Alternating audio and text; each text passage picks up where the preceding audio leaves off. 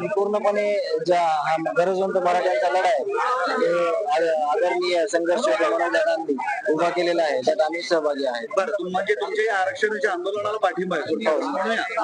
कारण जरांगे पाटीलांनी सुद्धा देशावर जे आंदोलन सुरू होते मोठी मदत केलेली आहे किंवा धावून आले तुमच्यासाठी. खूप मोठी मदत. म्हणजे इथलं प्रशासन ज्या पद्धतीनं काम करायचं ते सगळं चुकीचं होतं. त्या खंबीरपणे जर उभा राहिले नसते तर आम्हाला कदाचित न्याय कोणी दिला असता. कारण FIR वगैरे जर पेपरच नसते तर आज कोणी किती साथ दिली असती तरी आम्हाला त्याचा उपयोग झाला नसता. ज्यावेळेस दादा आले, FIR झाला आणि न्यायाची प्रक्रिया चालू झाली, मग सगळ्यांनी सहकार्य केलं, परंतु दादांनी जे आपण पुढे आलो. म्हणजे आता तुमचाही जाहीर पाठिंबा आहे. हा, नक्कीच नक्कीच. तुम्ही पण आंदोलनाला पाठिंबा द्यायला आले? दादांचं ऑप्शन करण्यासाठी आले आहे आणि आज एकच अपेक्षा आहे की दादांनी जो लढा उचललाय त्याला नक्कीच यश येईल आणि सरकारने त्यांच्या ज्या मागण्या असतील त्या नक्कीच पूर्ण कराव्यात. सरकारने परवानगी नाकारलेली आहे, मुंबईला येऊ नको असंही सांगितलं. नाही, याबाबत दादांचे जे निर्णय असतील ते दादा स्वतः सांगतील. दादांना पाठिंबा नक्कीच, कारण की दादांनी आपल्यासाठी खरंच खूप काही केले आणि जसा माझे वडील गेल्यानंतर त्यांनी जो FIR चेंज करून घेतला त्याचे आम्ही दादांच्या नक्कीच पाठीमागे आहोत. दादांच्या पाठिंबा आम्ही कुटुंब जे आहे त्यामध्ये जसं जमल तसं सहभागी आहेत पहिल्यापासून. आणि आज देखील आम्ही वडील देखील आलेली आहे, दादांचं ऑप्शन करणार आहे आणि मसारूरला जाणार आहे. आणि मी स्वतः मुंबईला गावकरी जे आहेत आणि आम्ही मुंबईला दादांच्या सोबत आम्ही या लढ्यात सहभाग नोंदवत आणि मुंबईला जात आहोत.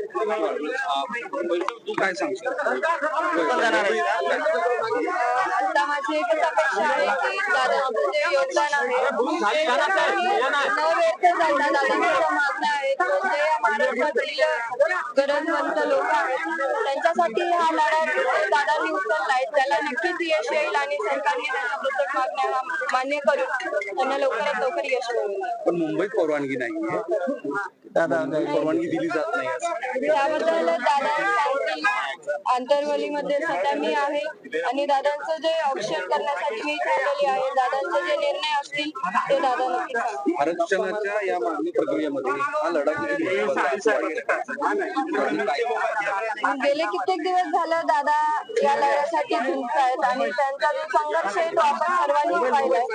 त्यांनी जे मराठ्यांचे जे मुलं आहेत त्यांच्या आणि आपल्या ज्या पुढच्या पिढ्या आहेत त्याच्यासाठी दादांनी हा उचललेला लढा आहे आणि सरकारने त्यांना नक्कीच यश द्यावं आज मी एवढीच अपेक्षा करतो. तू मुंबईत जाणार आहेस का त्यांच्या या सगळ्या याच्यामध्ये सहभागी होणार आहेस?